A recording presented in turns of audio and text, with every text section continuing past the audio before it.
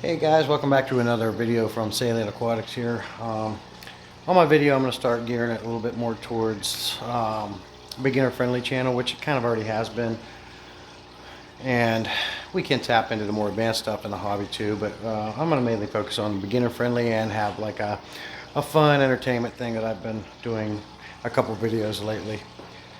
A lot of times the beginners get into the hobby and they just need quick answers, and that's what I'm going to do my videos about. Quick answers, get rid of the fluff, to the point type of stuff. So I want to talk a little bit about when it's time to do water changes. Let's check it out.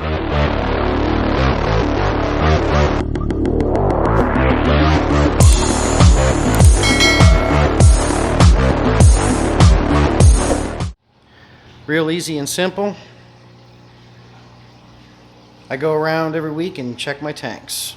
I check all the water in all my tanks.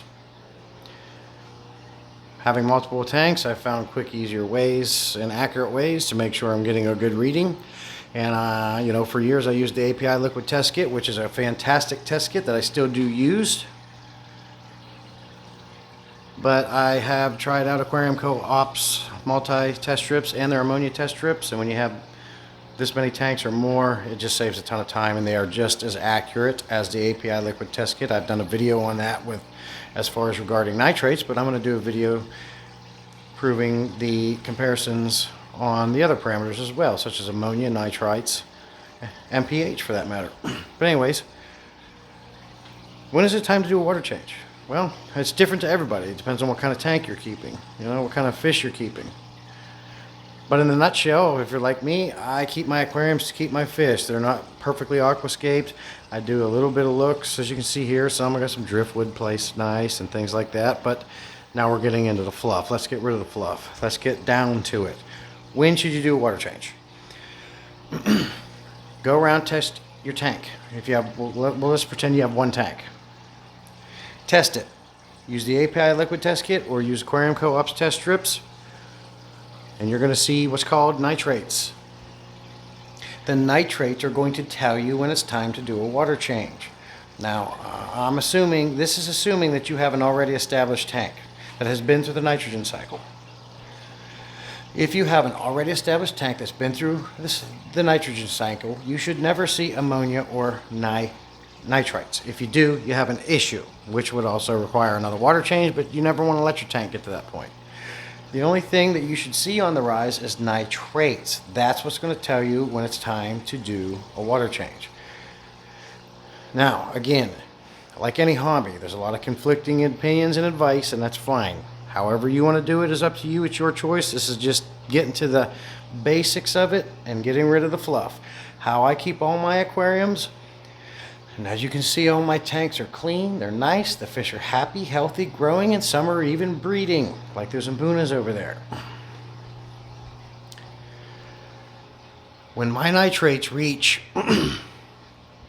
40 to 80 ppm, I change my water. I like to do a 50% water change. Sometimes I do 75%, mostly 75%. I said that wrong. Because in my opinion, the more water you take out that has all them nitrates built up, the better. And I fill it with fresh water that doesn't have all those nitrates in it. Only makes sense. So I go around, I do a water change in each of my tanks. It's very important to make sure you get all the uneaten food and poop out of it, because that does contribute to rising your nitrates. So what that looks like is you go around, you test your water. Your nitrates say 40 or 80 ppm. All right, it's time to do a water change. First thing you want to do, suck out all the uneaten food and poop like you see here in this Oscar tank. That has to come out of there. I will move those rocks and get underneath there. You want to get as much out as possible. Once I get all that, I then proceed into removing 50 to 75% of the water. Once I've removed the water, I add my dechlorinator. You can use your dechlorinator of choice. My favorite is Prime. It's my favorite for a couple of reasons, because not only does it dechlorinate the water, but it also detoxifies ammonia, nitrite, and nitrates. And by detoxifying that, what I mean is it makes it less toxic to the fish. That does not mean it removes it from the tank. It does not take it out of the tank. It simply detoxifies it for up to like 24 hours, buying you some time if you can't do the water change right then and there. You still have to do the water change and actually remove the nitrates in the tank.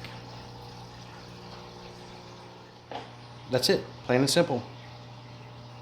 You do a water change when your nitrates and your test kit tells you it's time to do it. And that's what I do, and that's what I've been doing, and it works great. I could go into a lot of different variables that affect this idea and a lot of different opinions, but I'm not going to do that. I'm going to start gearing my channel towards beginner-friendly information, people looking for quick answers, and this is kind of the first video like that. So the next ones aren't going to be as long. They're going to be quick. They're going to get right to the point, and that's how it's going to go from here on out. And I'm also going to have some funny videos out there. I've got a couple out there that you might have seen, which that seemed to go over well. A lot of people like that, and I'm going to continue to do that because I like to add fun and make it lighthearted, enjoy the hobby. And if any of you follow, you know, the Fish Tuber and the Fish Fam, and get on YouTube and meet, you make friends in there, and you make a lot of cool friends, and you help each other out and support each other. But the hobby is completely saturated with videos about every aspect of fish keeping. A video has been made on it time and time again. So there is nothing that I can put out there that hasn't already been done a million times, or if not even done with better quality and more in depth with more information.